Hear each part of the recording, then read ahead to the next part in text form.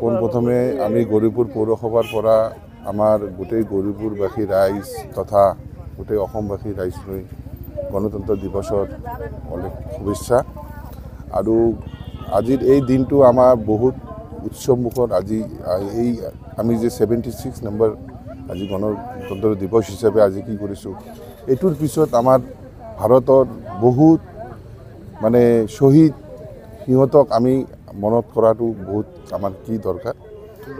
আৰু সিহঁতক শ্ৰদ্ধাঞ্জলি আজি আমি এই কিহৰ পৰাই আমি সিহঁতক শ্ৰদ্ধাঞ্জলি জনাওঁ যে সিহঁতে দেশৰ কাৰণে নিজৰ গোটেইখিনি ত্যাগ কৰি নিজৰ দেশখনক স্বাধীন কৰাৰ কাৰণে যি আহুতি দিছে, নিজৰ প্ৰাণ আহুতি দিছে, সেইখিনি লৈ বহুত আমি শ্ৰদ্ধাঞ্জলি জ্ঞাপন কৰিছোঁ।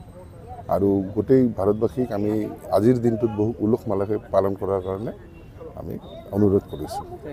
নমস্কাৰ। আজি গণতন্ত্ৰ দিৱসত মই সমূহ গৌৰীপুৰবাসী, অসমবাসী, ভাৰতবাসী সকলোকে মই হৃদয়ৰ অন্তঃকৰণৰ পৰা আজি গণৰাজ্য দিৱসৰ শ্ৰদ্ধা জ্ঞাপন কৰিছোঁ, সকলোকে শুভেচ্ছা জনাইছোঁ। আজি আমি গৌৰীপুৰ পৌৰসভাৰ তৰফৰ পৰা মহামায়া খেলপথাৰত ৰাজহুৱা যি পতাকা উত্তোলন আজি ইয়াত আমি কৰিলোঁ। গৌৰীপুৰ সমূহ ৰাইজ ইয়াত উপস্থিত আছিল। সকলোৰে সহায় সহযোগিতাত আমি খুব ধুনীয়াকৈ আজি অনুষ্ঠানটো কৰিলোঁ আৰু আগন্তুক দিনত আৰু ভালকৈ কৰিম বুলি আশাও ৰাখিলোঁ। পোনপ্ৰথমে আমি গৌৰীপুৰ পৌৰসভাৰ পৰা আমাৰ গোটেই গৌৰীপুৰবাসী ৰাইজ তথা গোটেই অসমবাসী ৰাইজলৈ গণতন্ত্ৰ দিৱসৰ অনেক শুভেচ্ছা।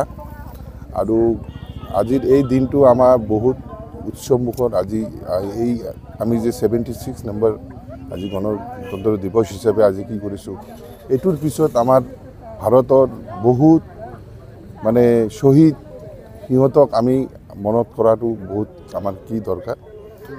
আৰু সিহঁতক শ্ৰদ্ধাঞ্জলি আজি আমি এই কিহৰ পৰাই আমি সিহঁতক শ্ৰদ্ধাঞ্জলি জনাওঁ যে সিহঁতে দেশৰ কাৰণে নিজৰ গোটেইখিনি ত্যাগ কৰি নিজৰ দেশখনক স্বাধীন কৰাৰ কাৰণে যি আহুতি দিছে, নিজৰ প্ৰাণ আহুতি দিছে, সেইখিনি লৈ বহুত আমি শ্ৰদ্ধাঞ্জলি জ্ঞাপন কৰিছোঁ।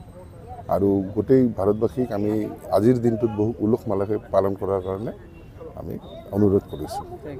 নমস্কাৰ। আজি গণতন্ত্ৰ দিৱসত মই সমূহ গৌৰীপুৰবাসী, অসমবাসী, ভাৰতবাসী সকলোকে মই হৃদয়ৰ অন্তঃকৰণৰ পৰা আজি গণৰাজ্য দিৱসৰ শ্ৰদ্ধা জ্ঞাপন কৰিছোঁ, সকলোকে শুভেচ্ছা জনাইছোঁ।